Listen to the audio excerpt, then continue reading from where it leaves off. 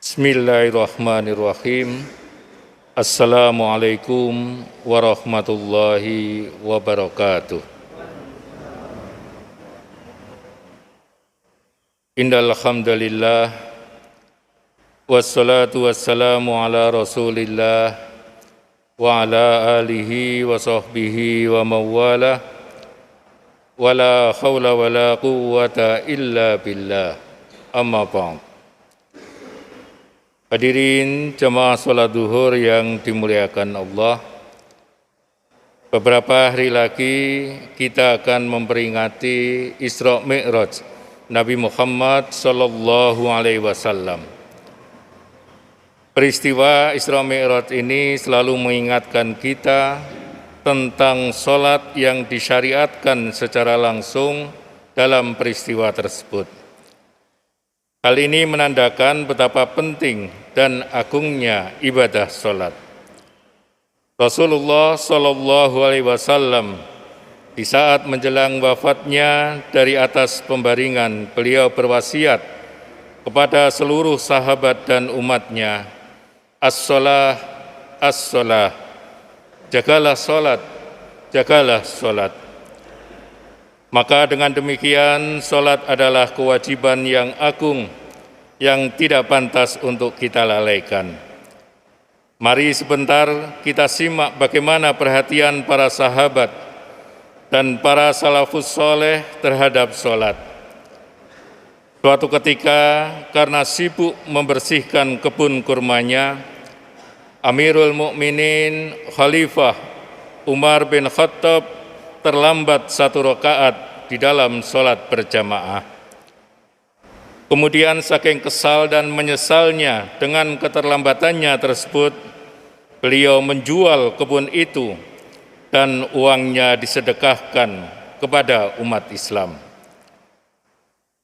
Beberapa puluh tahun kemudian, seorang anak gubernur Mesir yang sedang nyantri di Madinah terlambat salat jamaah juga. Gurunya lantas bertanya, "Kenapa kamu terlambat?" Anak itu menjawab, "Maaf guru, tadi pelayan saya kelamaan menyisir rambut saya." Gurunya pun kemudian mengirim surat kepada ayahnya di Mesir, melaporkan dan menceritakan kejadian tersebut. Sang gubernur segera membalas surat yang berisi perintah kepada anaknya. "Anakku, ketika surat ini kamu terima dan kamu baca, segera kamu pergi ke tukang cukur dan cukur habis rambutmu, biar kamu tidak ngurus rambut melulu." Si anak pun tanpa membantah langsung pergi ke tukang cukur dan mencukur habis rambutnya. Si anak itu kelak ditakdirkan oleh Allah Subhanahu wa Ta'ala menjadi seorang khalifah yang walaupun hanya memerintah sekitar 2 tahun 2 bulan, tetapi kepemimpinannya sangat mengesankan. Dan karena kearifan dan keadilannya, beliau dijuluki Khulafaur Rasyidin yang kelima.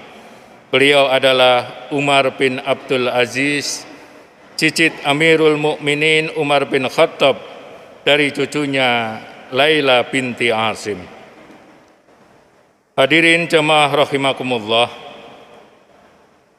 para sahabat Nabi Shallallahu Alaihi Wasallam demikian juga, mereka selalu menjaga sholat di awal waktu dan selalu berjamaah.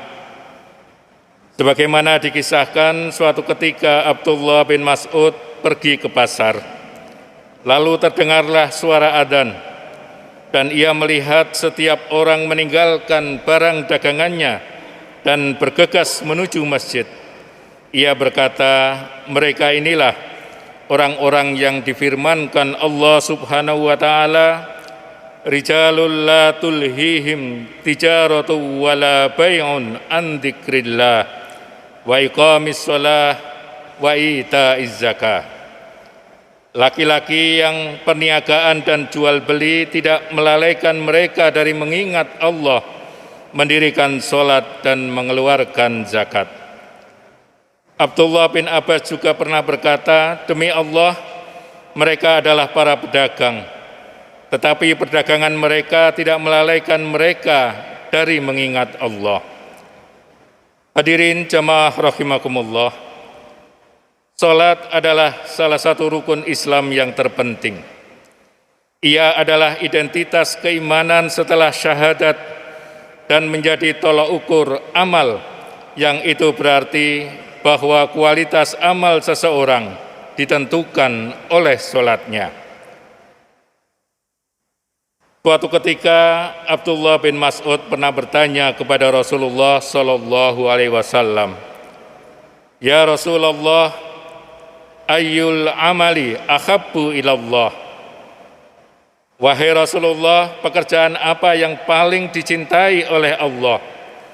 Beliau menjawab, as-salatu ala waktiha, salat pada waktunya. Kemudian ia bertanya lagi, apalagi ya Rasulullah? Beliau menjawab, birrul walidain, berbuat baik kepada orang tua. Ia bertanya lagi, lalu apa ya Rasulullah?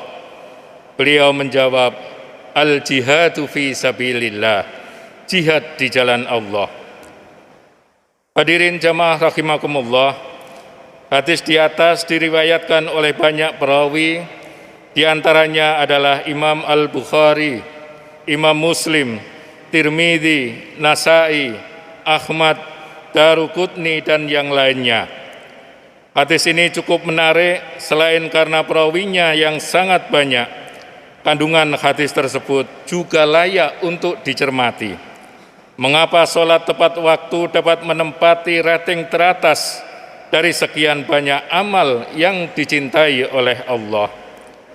Ternyata sholat tepat waktu dapat menyisihkan ketaatan kepada kedua orang tua dan jihad di jalan Allah. Padahal sebagaimana yang kita ketahui, perintah untuk taat kepada orang tua adalah perintah yang sangat penting. Terbukti hampir dalam setiap larangan menyekutukan Tuhan atau syirik selalu disandingkan dengan perintah untuk mentaati kedua orang tua. Belum lagi dengan jihad yang balasannya sudah dijanjikan oleh Allah berupa surga yang menjadi idaman bagi setiap muslim. Kenyataan ini cukup menarik sehingga Ibnu Hajar di dalam Fathul Barinya menukil perkataan Ibnu Bazizah bahwa jihad memang diutamakan dibandingkan pekerjaan fisik yang lain karena ia merupakan pekerjaan yang berat. Akan tetapi kesabaran untuk menjaga sholat dan melaksanakannya tepat waktu adalah pekerjaan yang terus dilakukan secara berulang-ulang, sehingga hanya orang yang benar-benar ikhlas di dalam bertakwa yang dapat terus menjaganya. Dari sinilah terlihat jelas rahasia mengenai syariat mengistimewakan ibadah sholat dibandingkan dengan seluruh ibadah yang lain. Jamaah rahimakumullah, meskipun demikian banyak orang yang mengaku Islam di dalam KTP. Dia selalu melakukan puasa Ramadan, dia berzakat, bahkan ada di antara mereka yang sudah berhaji. Namun untuk melakukan sholat sepertinya sangat berat sekali. Sehingga kadang sholat, kadang tidak, sesuai dengan mood yang ada pada dirinya pada waktu itu. Yang lebih parah lagi, ada yang mengaku Islam namun tidak pernah sholat sama sekali. Sementara kita sendiri jamaah rahimakumullah tidak jarang merasakan malas untuk bergegas sholat ketika waktunya tiba. Kadang juga kita merasa tanggung menunggu pekerjaan atau urusan lain selesai baru kemudian melaksanakan sholat. Artinya sholat tidak menjadi prioritas bagi kita. Perilaku demikian dikhawatirkan termasuk jenis melalaikan sholat sebagaimana yang difirmankan Allah, fawailul lil musallin alladzina hum an sholatihim sahun.